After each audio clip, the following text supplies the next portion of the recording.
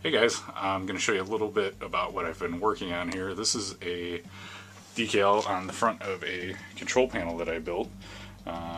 Gave some arcade controls and a Tempest rotary spinner to my Jaguar store display kiosk. So these are what Atari used to put in stores to show off the Jaguar. Basically, you've seen these for other video game systems. Back in the day, probably about 10 years ago, I picked this one up locally. I think it's about $150. Real great deal, came with a monitor and everything. But basically, you know, I've got a few arcade games and I eventually want to have them all together. And one of the arcade games I have is a Tempest. And one of the best games on the Jaguar is Tempest 2000, as you can see here. And that it actually has rotary control built into it. That is kind of a hidden feature that was hacked together at the last minute by Jeff Minner, the programmer. And so I decided eventually I want to have this next to my Tempest, running Tempest 2000 next to the original Tempest. So to do that, I wanted to have the rotary control and arcade controls rather than the Jaguar controller that's usually attached to the front of these, because those are okay, but they're kind of uncomfortable to play for any period of time. And you know, arcade controls are just so much better. So basically, I had this joystick. I built it probably about 10 years ago, and it's been sitting up on my shelf over here for, you know, the last 5 years or so, kind of in disrepair, and finally got the bug to get it up and running and fix it up.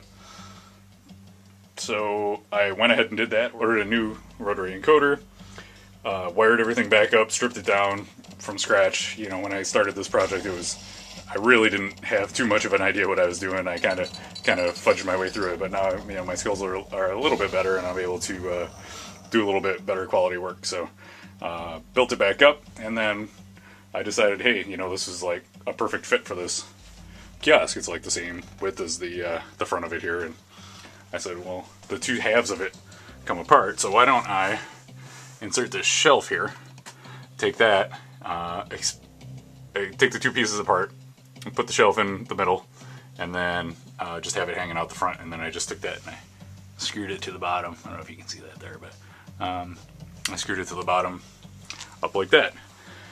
So basically what we got is rotary control, joystick, A, B, and C buttons, and then pause and option, and then I've got the whole keypad down here.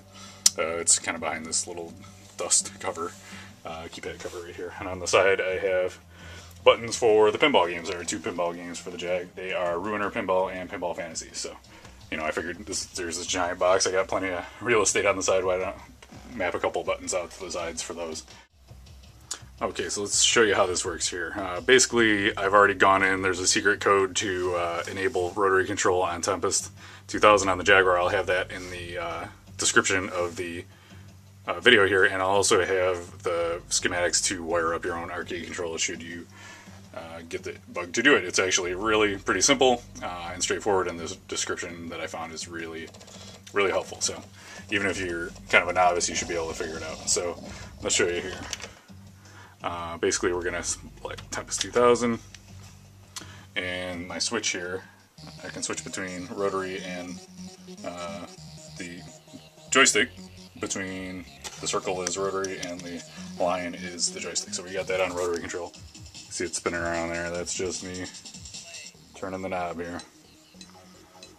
And it works. You know, obviously I'm playing one-handed, so it's not going to be that great, but it gives you a feel for how responsive it is. I had originally hacked it up using a Atari 2600 driving controller, and you had to spin it 100 times to get it around the web. This is almost like one-to-one to spin it around the web, so it's really responsive. It doesn't have quite the same feel as the arcade Tempest.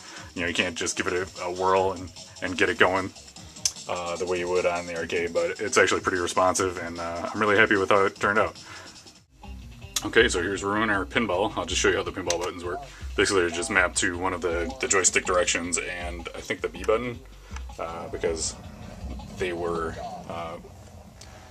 for both of the pinball games. Are kind of set up to control the same way on a joypad. So basically, when I hit this on the left, it hits the left flipper, and on the right over here, hit that and it flips the right flipper. So that's pretty cool.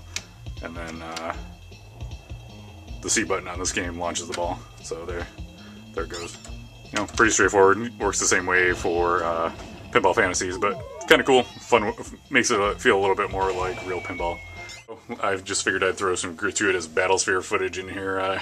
This is probably the most valuable Jaguar game out there, and this is the gold edition. You can tell if you can see in there. It's got the transparent cart. You can see through it. I was lucky enough to get both of these.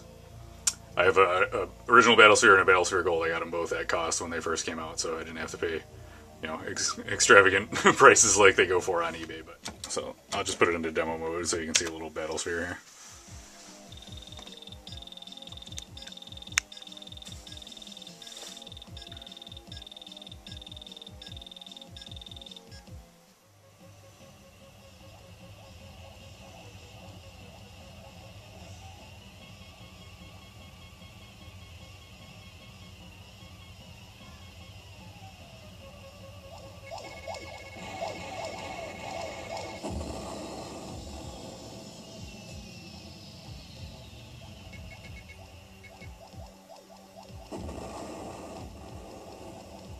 So there you have it. That's BattleSphere, that's the Jaguar Kiosk, and that is my arcade controls that I built for it. Hope you enjoyed the video, and I'll leave you with a shot of my recognizer neon.